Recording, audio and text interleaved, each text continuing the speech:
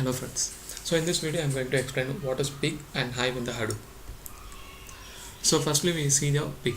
So Pig is a high level scripting language. So what basically Pig will do is, like in Hadoop, as we have seen in the previous videos, we will be collecting the whole set of information or the data which we need from another system into the Hadoop file system. Okay, so once we receive the larger amount of data into the server, we should need to map those data according to the schema what we needed, right? So say for example, in a student database, if we are having many details like student name, student number, then student marks, then student's age, student's place, etc. So if you are having this much details and you want just 2 or 3 details and to form a schema for that we need to transform the data extracted into the newer set of data. So this is the basic use of Pig.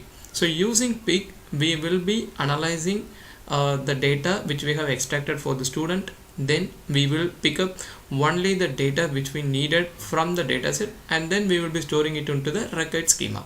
So this is what we will be doing in the Pig. Okay, so how this is being functioned is like Hadoop uses map and reduce programs to do the faster computation of this data extraction and the transformation method. So once this data is extracted, we will be loading those data into the record tables in the Hadoop system.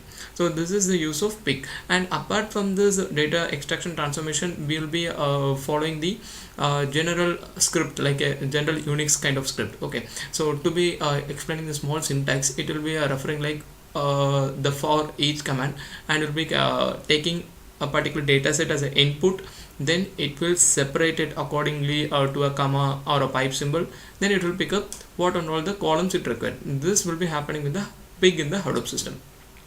Then if you see in the Hive, so what is Hive is Hadoop is like, it is nothing but like a SQL developer.